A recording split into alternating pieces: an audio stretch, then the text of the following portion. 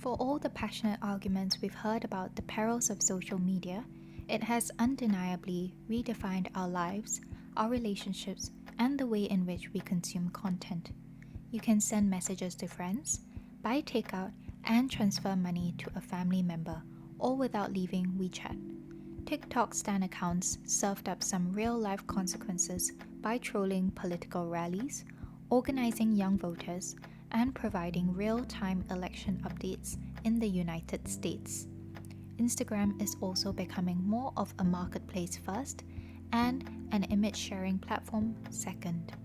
What I've listed are just some examples of how pervasive social media is and the sort of hold it has on us. This episode is all about doing it for the gram. Known by the moniker the next most famous artist, Hafiiz is an art director whose works have made ripples throughout Instagram.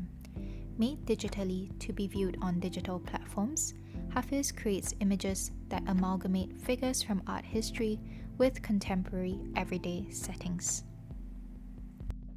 I understand that the artist is known as a lone genius, but because of the meme structure and also the structure of social media, there's this community creation, narrative, re-narrating artworks, and also the participatory aspect, the participatory culture of it. It really makes the work come to life, So it's not just like an artwork in an art gallery. It's like this, it's this organic moving thing in social media.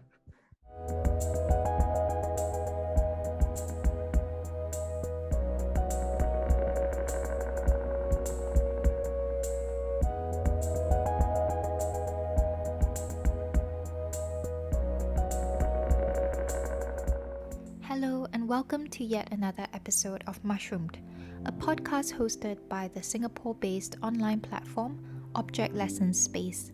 We hope you're enjoying this series so far.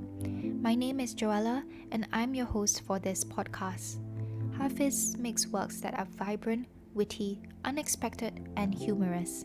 He crops certain figures out of well-known classical paintings and places these figures in various different settings. A French noble lady peruses fresh produce at a wet market. Instead of devouring his son as per the famous Goya painting, Saturn is holding a large cup of bubble tea instead. These tongue-in-cheek images have certainly caught the attention of many, and his Instagram page, at the next most famous artist, boasts more than 10,000 followers. A recent series he's worked on is Disney art, where Hafiiz creates collages that comprise scenes from Disney animated films juxtaposed against figures from Japanese prints or painting. To give you a flavor of some of his works, one of the images from this series features Ariel from Disney's The Little Mermaid looking forlornly at a Japanese lady. In the background are storm clouds and a rocky beach landscape. Ariel cradles her Japanese counterpart's head with one hand and with the other wraps her in a soft embrace. The Japanese painting in this work is Kai Awase by Ikeda Shoen. Shoen was a talented ukiyo-e and nihonga artist, and this particular painting of hers is a depiction of the game of Kai Awase. In the original scene from Disney's The Little Mermaid, Prince Eric lies in Ariel's arms in place of Shoen's figure. In blending these two elements together, Hafiiz sets these two very different worlds on a collision course for one another, the Japanese Meiji era and the modern American animation industry.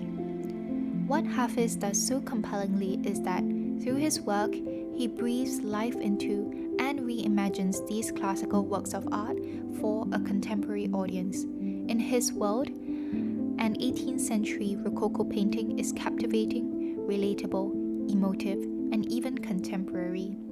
His images are testament to the fact that art making is a continuous process of invention, reinvention, and imagination.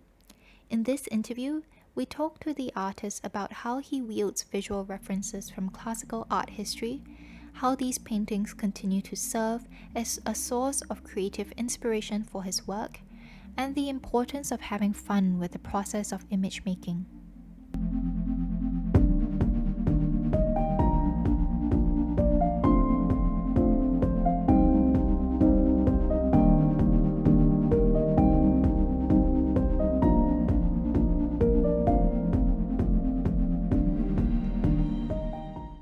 it's been an exciting year for you, and your creative practice and career has taken all of these really exciting turns and trajectories. I think just to give people a little bit of background to, where you're at and, where you've been as well. You have 2 degrees. I mean, one in communications and new media, if I'm not wrong, and Yes. another in Asian art histories too. Yes. And you've done work as a digital art director. So I wanted to take some time to dwell on this and the sort of connections that you formed. Talk to me about what comes to mind when you think of an early or formative experience with art. With art, okay, so this has nothing to do with my career then, right? Because early on, I was mostly experimenting with ink and watercolors. I drew a lot of inspirations from Tracy Emin, who is a confessional artist, and I just loved her work because at that point of time, maybe I was in secondary 4, my dad passed away, and I didn't have any outlet to express who should I talk to, and it was during O-levels period, so it was like a lot happening. So I saw her work, I saw how raw it was and how easy it was for her to use her emotions and turn it into art. And it wasn't like any art I've seen before at that point of time. So I just used that as like a starting point for me to make use of this emotion so that it also heals me somehow, and hopefully it will like help other people. But mostly it was like therapy for me. So once that happened, once I got it all out, and then I started researching more about art and like other techniques. I experimented with ink and ice and how it melts, or how ink can bleach, and how the staining and the decay is quite conceptually poetic. It was like a period where I was just exploring what art could be, the concepts I can come up with, because I had no background in art. So I had to kind of teach not just the technique, but also conceptually as an artist, what is possible out there, what is art to me.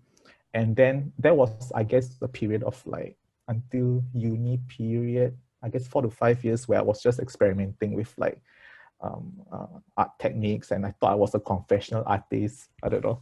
Then after that, I just went into internship because I needed to work. So the art stops for a while. So I went for an interview for an HR position, weirdly enough. And then after that, I asked when I can get the results. And then she said, actually, you're not really right for the role, but I can tell that you're creative, and I have a friend in advertising who might, maybe something can happen. Then bing, bang, boom, I got an internship in the advertising agency. Obviously, it was just an internship. I told him I didn't have any experience in advertising. My portfolio I showed him was my artworks. Can you imagine that? In the cafe, through my phone. How professional is that, right? But thankfully, he saw something. And then I just took it as a means of like practicing my skill a bit more, because advertising is like a really safe way to be stable when you're creative, I would say. Like you get stable income to be creative. So that's where the skills come in, because before that, I didn't know how to Photoshop the pimples out of my face. That was my skill level of Photoshop. It's an important skill. I know, it is so important, Such an right? important skill. But I think, something that really struck me throughout your response was this idea that, art has been a real constant throughout, your whole entire life, Yeah. and also like your formative years. And something that you said recently in an interview is that, art was as important as any bodily function for yourself. And I wanted to maybe throw it all the way back to 2018, which doesn't seem like it was such a long time ago, but it feels like it is. What happens in 2018? I wanted to talk about how your project, The Next Most Famous Artist, began. Okay. And whether there was a particular moment or a driving force that sparked off this creative project for yourself. 2018, was it 2018 was when, yes. Oh my gosh, it's like, you're like, you know more about me than I know about myself. So yeah, before The Next Most Famous Artist, I was called Little Boy Blue. I know, no, let's move on. So after that, I was researching. Of course, everyone knows about the most famous artist and how he questions about our drive, our need to be out there, So I realized, wow, this is like the kind of angle I'm interested in. not doing like traditional ways of art or traditional art forms. So I decided to, I wanted to be the most famous artist. And then my friend said, no, you can't. I know, I just like, I know I can't. Maybe I can be the next one. And then the line formed. So I just put it out there just for like just to test out. Then people seem to like it, and then there we go, the next most famous artist. Yeah, it sounds like it was. I mean, the project has obviously grown leaps and bounds ever Yeah. Oh since. my gosh. And I think I wanted to also turn the conversation towards the process of putting an image together for yourself. Um, I think for many people who have encountered the work, I think what strikes them is the way in which it combines these really historical, classical figures with like really contemporary or modern day scenarios and the sort of juxtaposition that creates, right?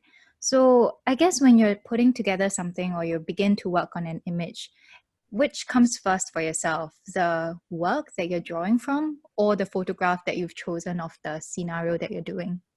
It's both ways really, to be honest, because on one level it's like one, I have a story I want to tell, you know, and then I go into the art history piece that would mostly relate based on the expressions or the poses or even the history behind the painting.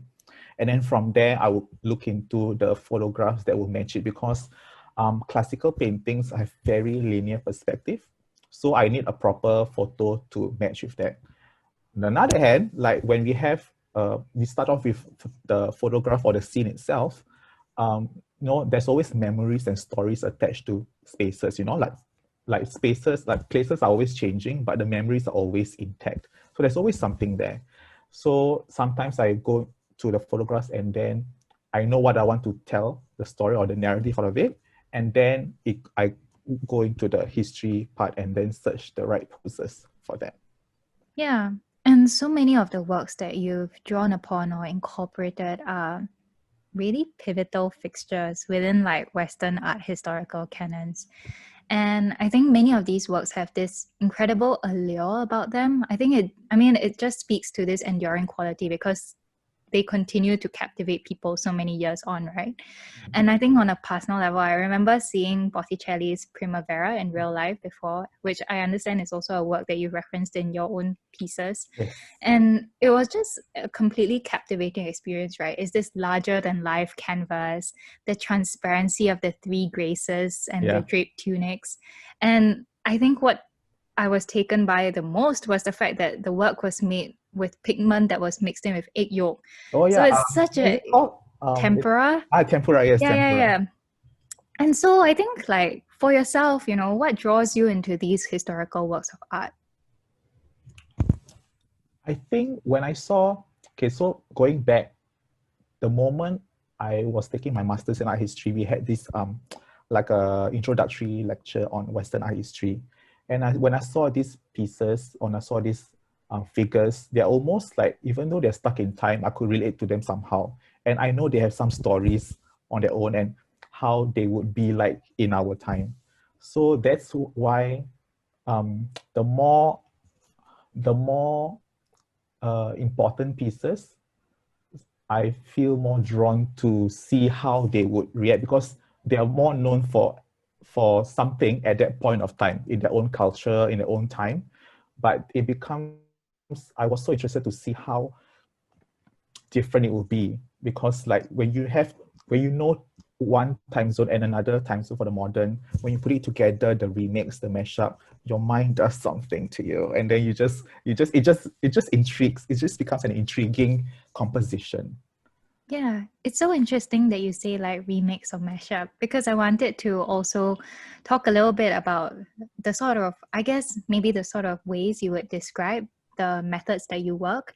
Because I think for a lot of people who think about this sort of mix up and this sort of mashup, often it's a very physical process of slicing images up and then putting them together on a page.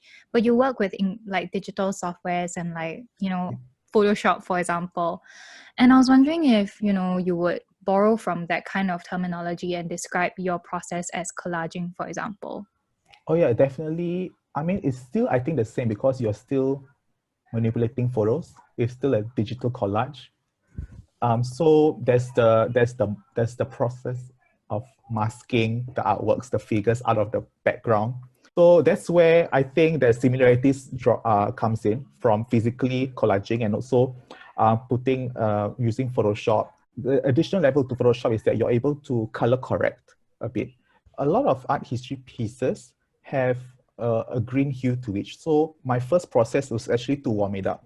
I think it's because of the pigment and how it has aged over time.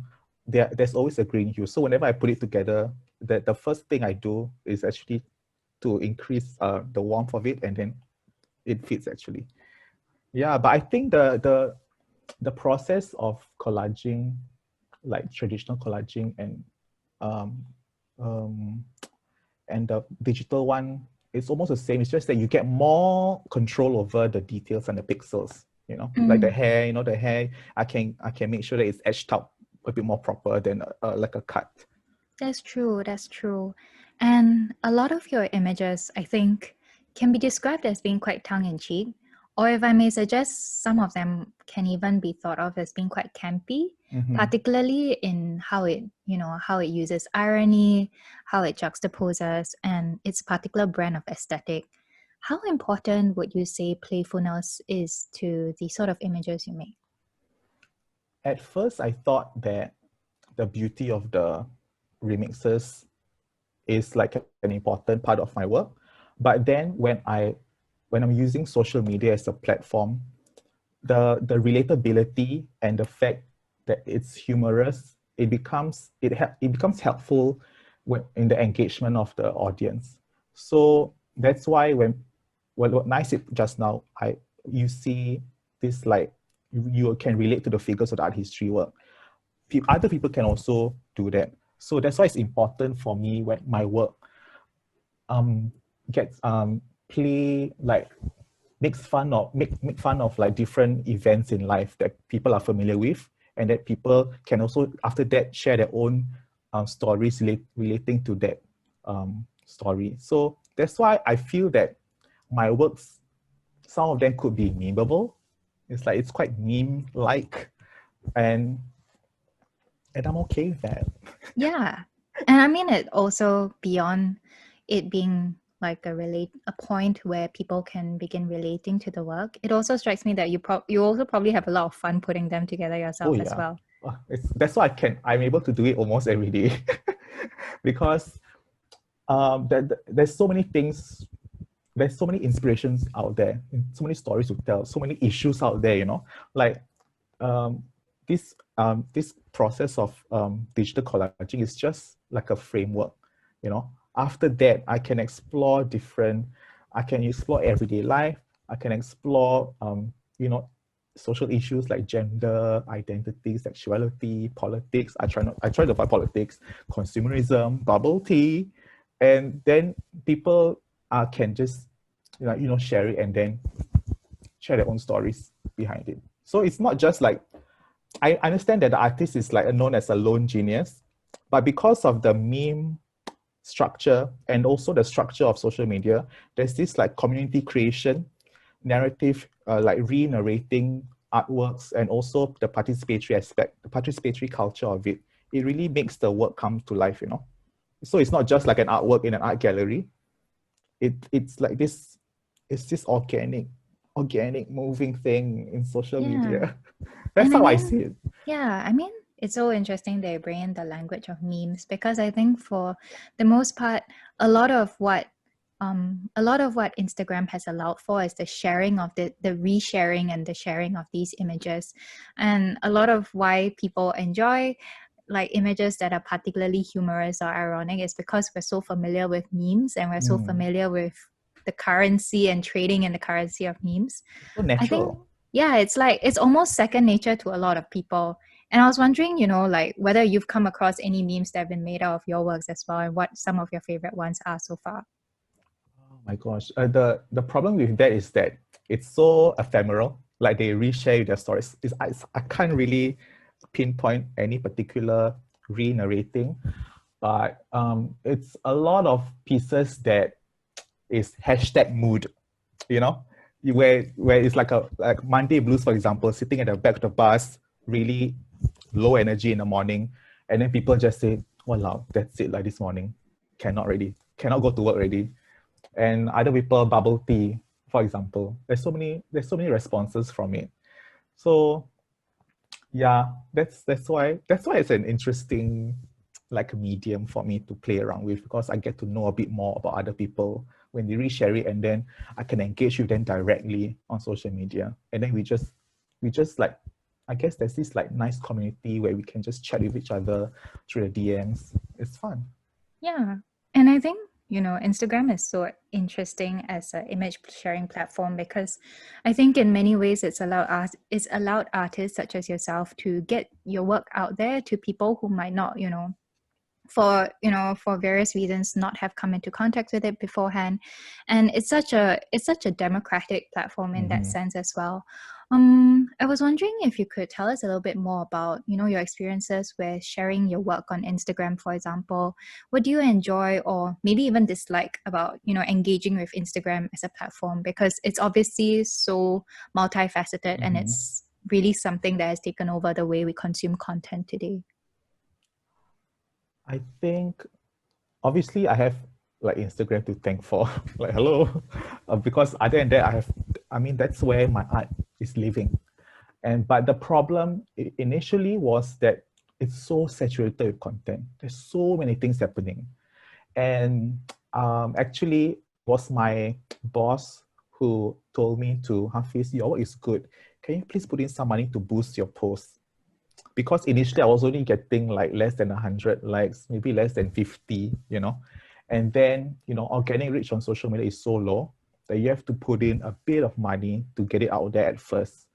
So because of him, it just snowballed, thanks for that $30 I put into the into the post. So yeah, that was, yeah. Yeah. I mean, the algorithms have also changed over time, and it obviously now prioritizes paid advertisements and promotions over sort of organic content in a way. Has that kind of like impacted the way in which you think about, your work and how you're presenting it? Yeah. I try not to influence my work too much, because I'm trying to think of myself as a free spirit, no boundary thing. But when the algorithm actually, when I see my best work not getting the likes that I want, and then the works I put in least effort but getting the highest engagement, then I kind of second guess myself a bit. But then again, that's just how, that's the game of social media. That's the structure of it. So I can't really help about like in that aspect. But yeah. It is what it is. It is what it is. Like, I just have to keep creating, and that's the beauty of social media. And that's the beauty of social media art, because I don't have to create one work for months and then wait for an exhibition. I can just do it daily, And if it's not last week's work that I'm proud of, next week will be better, And I think, like something that I was really intrigued by is some of your recent images, because I think recently I've noticed that your feed has switched things up a little bit with... Let me see, yes? Yeah, with like these images that incorporate these like classic animated Disney movies that we all grew up with. Oh, so fun. Oh yeah, my gosh. And figures from like Japanese paintings and wood block prints also. In some ways, I think, even with you discussing your background in Asian art histories earlier, like it feels like a kind of like a whole entire return to that, but also like these forays into pop culture are incredibly interesting. Tell us about this set of images and this particular direction that you're moving towards as well. Well, this series, this Disney / ukiyo-e series was actually because of the problem I had with Asian art using that for my original pieces, because most Asian art pieces are 2D, they're quite flat, and they won't mix well with the realistic photography. So then I thought, okay, I need to still use Asian art somehow, use my masters for something, right? So then I realized, okay, I can use Disney scenes, and it just fits so nicely, because how you see ukiyo-e women and how they were portrayed and how beauty is being portrayed is different from how beauty is portrayed in Disney. Like for ukiyo-e, women, the beauty is in the essence of their soul, like even though there's nudity, it's like you can respect that beauty, it's not pornographic at all. And then, of course, when you see the Western representation of women and gender in Disney, I thought that it could be a nice conversation piece between the women of the Japanese side as well as Disney. And then it was an easy transition for me to go from there using Disney art and Disney princesses, all stepmothers, and the ukiyo-e women. Yeah, I was wondering if, you're thinking of expanding that series into different kind of like cultural artworks as well, because I mean, Japanese ukiyo-e or Nihonga art pieces are very well known. I think like, most people would know of artists such as Hokusai, for example, who's done these amazing like woodblock prints that we're all so familiar with. We see on Uniqlo t-shirts, we see everywhere. Do you think you'll probably be interested in expanding it towards thinking about other cultures as well? I'm interested in if there's an availability to the artwork for me to use. Because obviously all of these works, right, are all on the public domain. So except for the Disney, that's only for entertainment purposes, right? So other than that, I cannot find a lot of Asian artworks online, and I would love to do something of my own culture. Yeah, that's so true. I It's think, so it difficult. raises such a huge point about digital access to museums and their art repositories, which I think a lot of museums have been stepping up with the pandemic, knowing that people can't access their collections in real life now, and then really making an effort to photograph, because a large part of your work, I imagine, rests on the fact that you need a high resolution image of the work. Definitely. Yeah. So I think that's something that hopefully we'll see more access, more open access coming around soon. But it's so true. I think we have such established archives and repositories of Western art historical paintings. And they released it in the public domain. Yeah. The Met Museum, Chicago, all of them have released it, obviously because they've reached the copyright limit, right? So obviously they're free to use. But yeah, the only Asian artist that I was able to use was the ukiyo-e paintings and the Indian artist Raja Ravi Varma, the Indian artist. So thankfully, and I'm still waiting for my own culture, Yeah. Fingers crossed soon. I know. Fingers crossed soon. Before I die, hopefully. Not so long. I'm actually waiting for like surrealism period to be available. Because a lot of people are asking for me to try Salvador Dali and other surrealistic Magritte, all of those like works, but they still, I can't use it. Okay, soon. But hopefully so definitely soon. There's a future. There's I know there's stuff for me to use soon. Yeah, and I guess even bringing it closer to home, I think if anyone from the Asian Civilizations Museum reaches out or hears of your interest in this, they should ping you and get in touch and please. Yeah. Please. I'm dying to use Asian art. Oh my gosh, please, statues, whatever, paintings, give it to me. I will do it. I want to say something about social media, because you mentioned something about social media as a platform, right? And how people are digitizing art. But I think some people are mixing up digital art and art that has been digitized.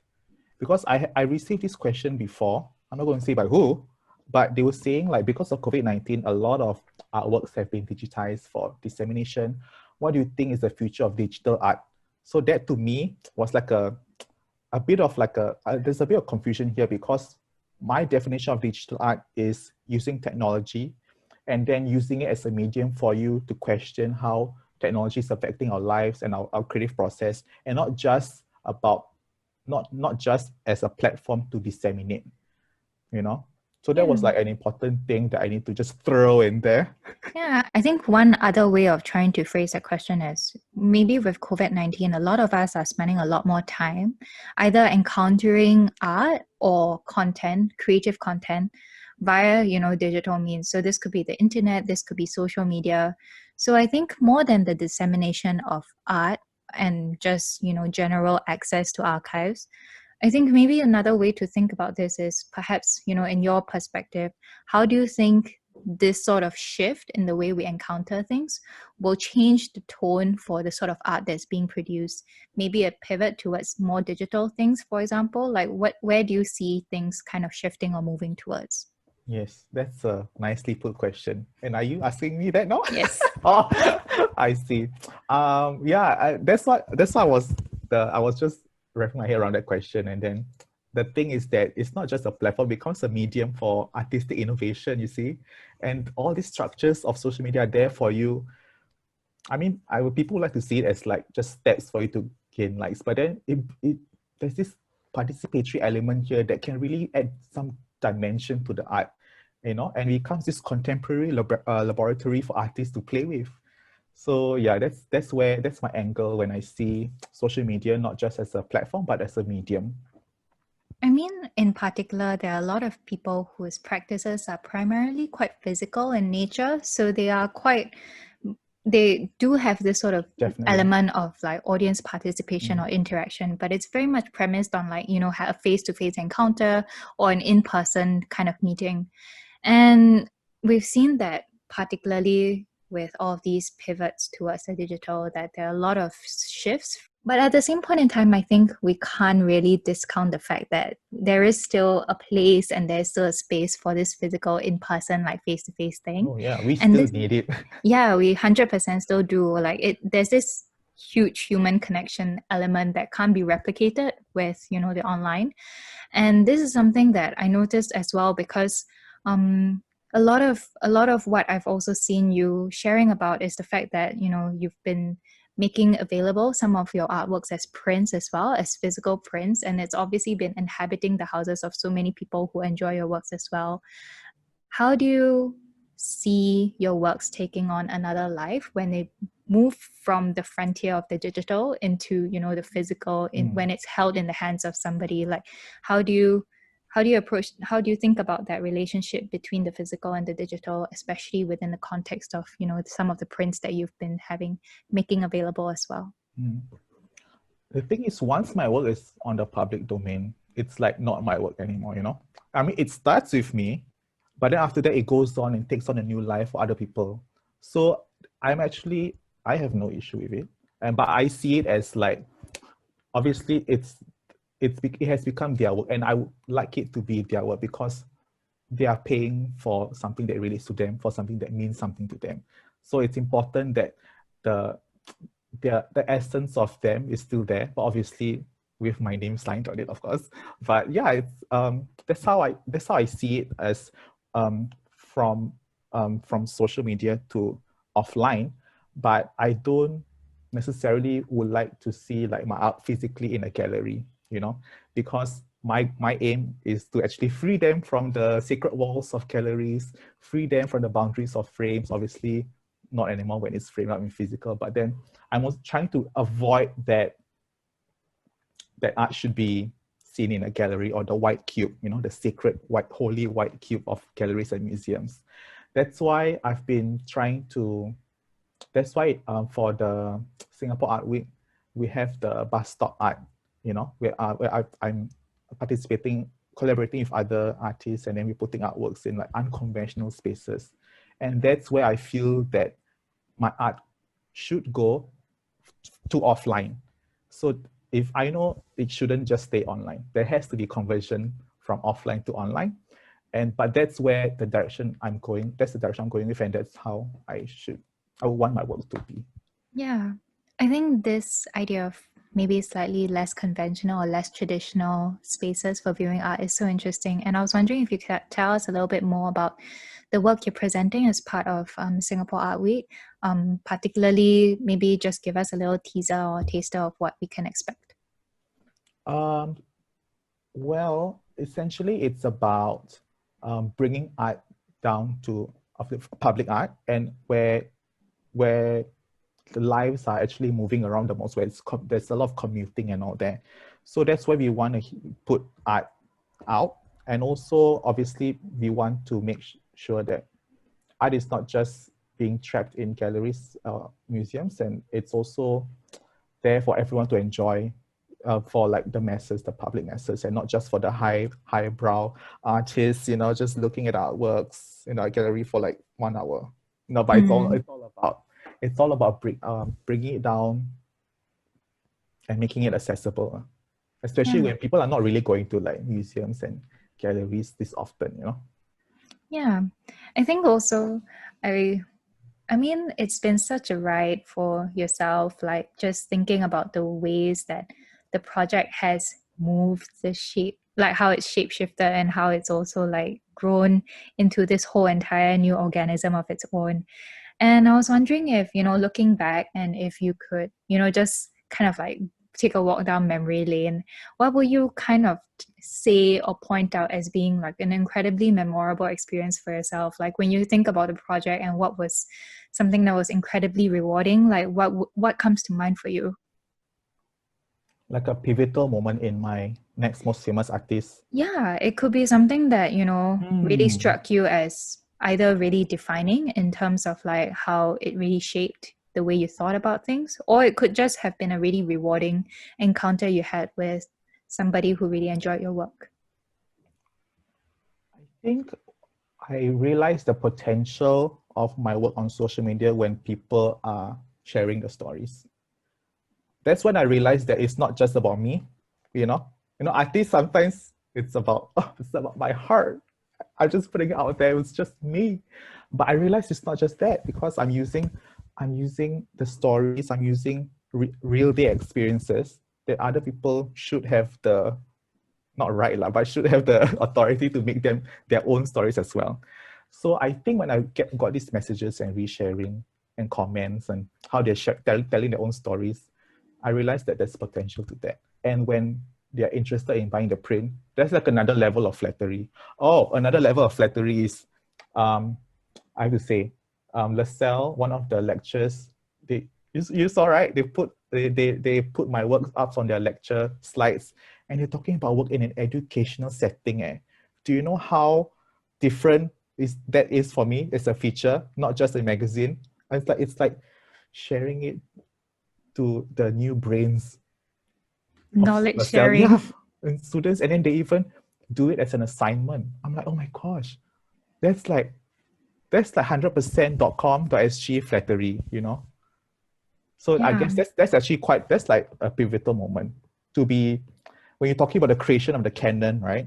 It's not just about how many works you sell, but how the repetition of the works how they're talked about, and how I was compared to Martha Rosler, another digital collagist. I'm not sure whether I got that little correct, but that was like an honor, like seriously.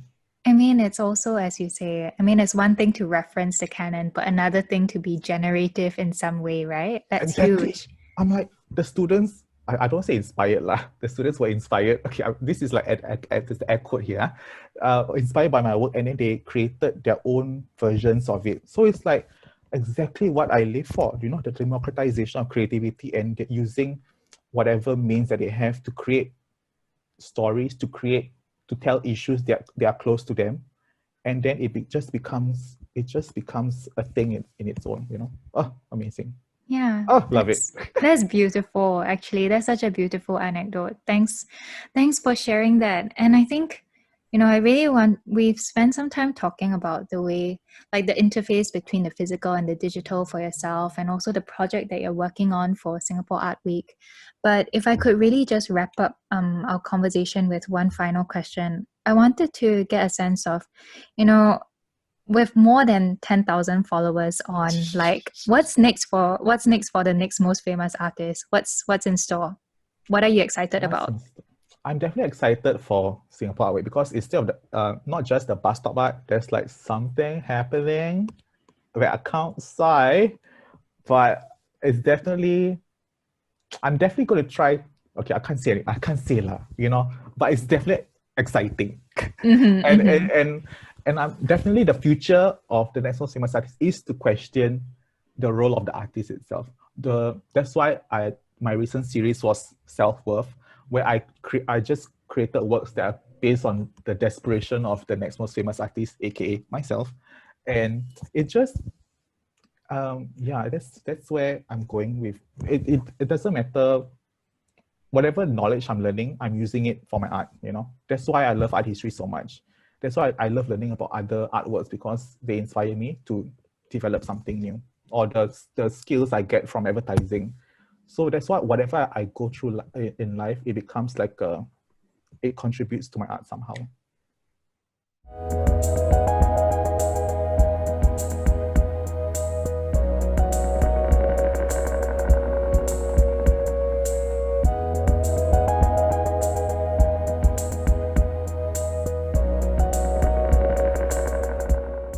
The next most famous artist explores different artworks and mediums while spotlighting various social issues and highlighting the beauty of everyday life. We've been talking to Hafiiz about his digital collages and image making practice. To see these works for yourself, check out his work on Instagram at the next most famous artist. Thank you so much for spending time with us today. We had a lot of fun with this conversation, and I hope you've enjoyed tuning in. You can find more articles and transcripts from these podcast episodes on our website www.objectlessons.space. We also have a presence on all the usual social media platforms, including Instagram, Facebook, and Twitter. If you like our work, we do have a Patreon page that you can check out as well. Mushroomed is a podcast series hosted by Object Lessons Space and produced in collaboration with the wonderful people at Singapore Community Radio. We'll see you again next month.